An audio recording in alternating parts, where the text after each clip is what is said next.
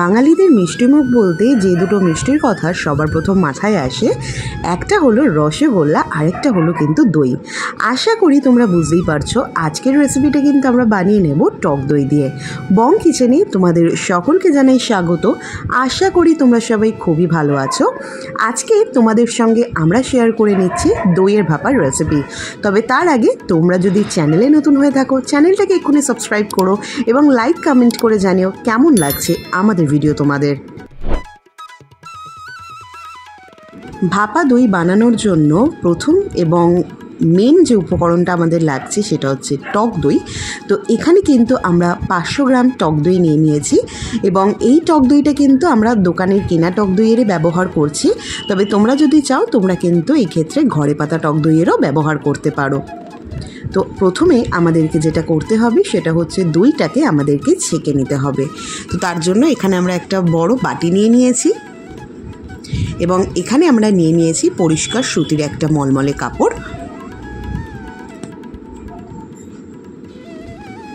তো এর ওপরে আমরা দইটাকে এইভাবে ঢেলে দেব। দিয়ে যেটা করতে হবে, দইয়ের মধ্যে থাকা এক্সট্রা যে জলটা আছে সেটাকে কিন্তু আমাদের পুরোটা ঝরিয়ে নিতে হবে। তো এইভাবে সম্পূর্ণ বাটির দইটা আমরা পাত্রে ঢেলে দিলাম এবং এইভাবে কাপড়টা দিয়ে সুন্দর করে মুড়িয়ে নিতে হবে এবং দইয়ের যে এক্সট্রা জলটা আছে সেটাকে কিন্তু আমাদের হাত দিয়ে এইভাবে চেপে চেপে বের করে নিতে হবে।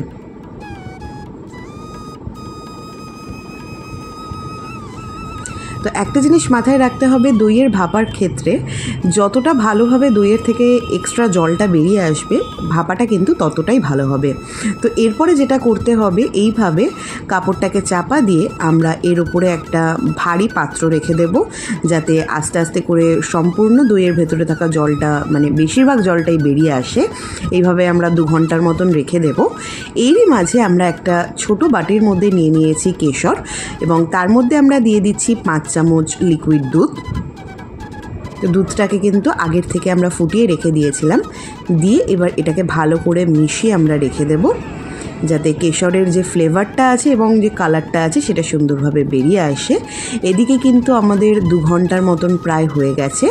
আর এখানে আমরা পাত্রটাকে তুলে নিলাম। এবার আস্তে আস্তে করে কিন্তু আমরা এইখান থেকে কাপড়টার থেকে দইটাকে বের করে নেব। তো এখানে অন্য আরেকটা পাত্র আমরা নিয়ে নিলাম এবং এর মধ্যে আমরা যে জলটা ঝরিয়ে রাখা যে দইটা আছে সেটাকে আমাদেরকে ঢেলে নিতে হবে। আরও একবার বলে দিই, আমরা কিন্তু এখানে দইয়ের যে পরিমাণটা নিয়েছিলাম সেটা কিন্তু ছিল 500 গ্রাম।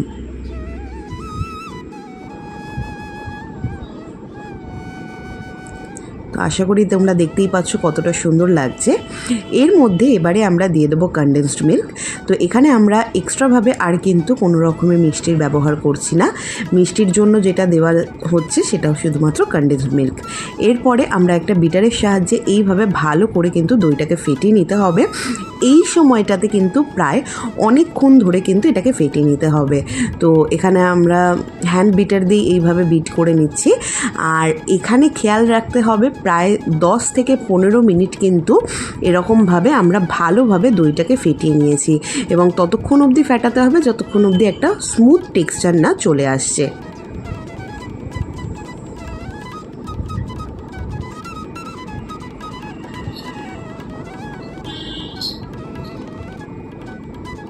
এরপরে আমরা দিয়ে দেবো এর মধ্যে 1 চামচ এলাচ গুঁড়ো এবং আরও কিছুটা পরিমাণে কনডেন্সড মিল্ক।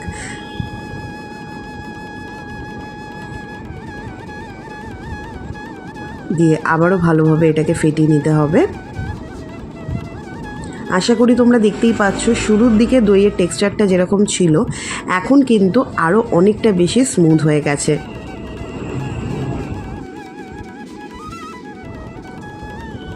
তো প্রায় কিন্তু আমরা এখানে 15 মিনিট ধরে দইটাকে ফেটিয়ে নিয়েছি এবং দেখতেই পাচ্ছ আশা করি কতটা ক্রিমি একটা টেক্সচার কিন্তু চলে এসেছে।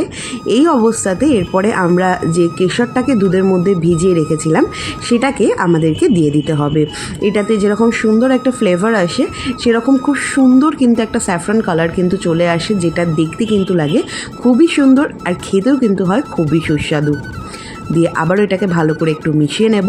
তো যতক্ষণে আমরা দইটাকে মিশিয়ে নিচ্ছি, তোমাদের যদি আমাদের ভিডিওগুলো ভালো লেগে থাকে তাহলে অবশ্যই চ্যানেলটাকে সাবস্ক্রাইব করো, এবং ফেসবুকেও কিন্তু আমাদের বং কিচেনের একটা পেজ রয়েছে, তোমরা যদি চাও তোমরা সেখানেও কিন্তু আমাদেরকে ফলো করে নিতে পারো, লিঙ্ক দেওয়া থাকলো ডেসক্রিপশন বক্সে।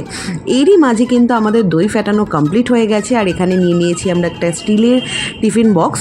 তো তার মধ্যে আমরা এবার যে দইয়ের মিক্সচারটা ছিল সেটাকে কিন্তু ভালোভাবে এইভাবে বাটির মধ্যে সেট করে দিতে হবে।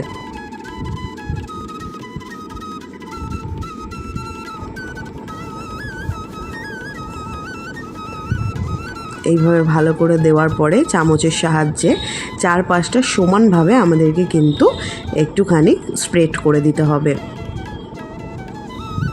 প্রথমে একটা চামচ দিয়ে আমরা এইভাবে ছড়িয়ে দিচ্ছি, এরপর একটা খুন্তির সাহায্যে কিন্তু আমরা সমানভাবে জিনিসটাকে ছড়িয়ে দেব, যাতে 4-5টা সমানভাবে দইটা থাকে। একটু এইভাবে হাত দিয়ে বাড়ি মেরে নিতে হবে,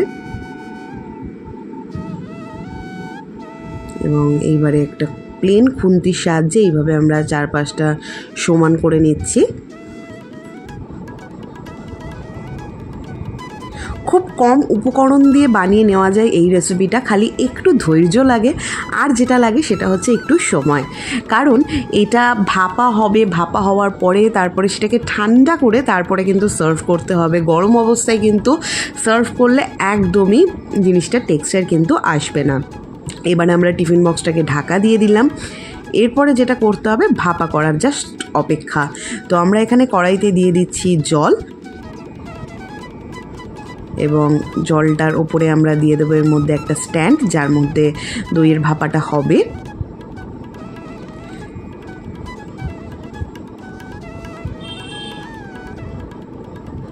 এরপর জলটা ভালোভাবে গরম হয়ে এলে আমরা টিফিন বক্সটাকে এইভাবে স্ট্যান্ডটার ওপরে বসিয়ে দেব, এবং এরপরে আমরা এটাকে ঢাকা দিয়ে 40 মিনিটের মতন কিন্তু ভাপা হতে দেব।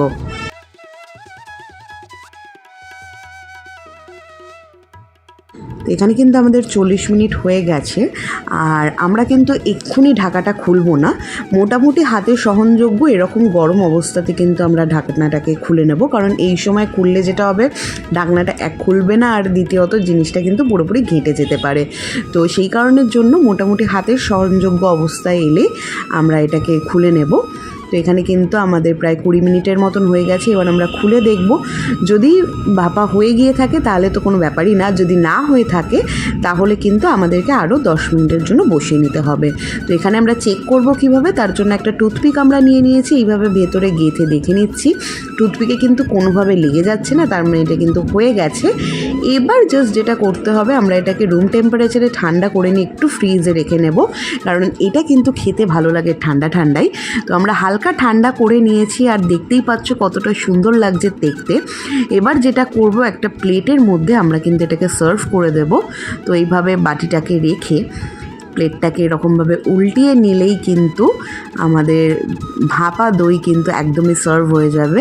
তো এবার যেটা করতে হবে, একটুখানি হাত দিয়ে আমরা টিফিন বক্সটাকে একটু থাবড়িয়ে দিতে হবে আর কি, যাতে দইটা আরামসে স্মুথলি পড়ে যায়। তো দেখতেই পাচ্ছ এখানে কিন্তু সুন্দরভাবে দইটা কিন্তু বেরিয়ে এসেছে, ভাপা দই। এর ওপরে আমরা যেটা করছি, একটুখানি পেস্তার গুঁড়ো আমরা এইভাবে ছড়িয়ে দিচ্ছি। তোমরা যদি চাও পেস্তার কুচিরও ব্যবহার করতে পারো, তো আমরা একটু এরকমভাবে গার্নিশ করে খেতে পছন্দ করি। এটা দেখতেও সুন্দর লাগে এবং টেস্টটাও কিন্তু হয় অসাধারণ। এরপরে আমরা আরেকটু জাফরান ওপর থেকে কিন্তু ছড়িয়ে দেব।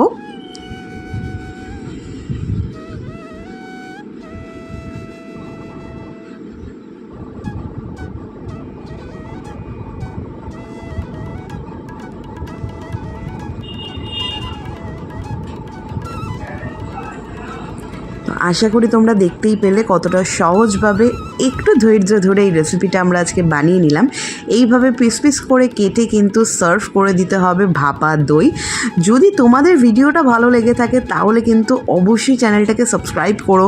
নতুন বছরে শুরুতেই তোমাদের জন্য এরকম একটা রেসিপি মানে মিষ্টি মুখ ছাড়া তো সম্ভবই না, তাই স্পেশালভাবে নববর্ষ স্পেশাল ভাপা দইয়ের রেসিপি শুধুমাত্র তোমাদের জন্য।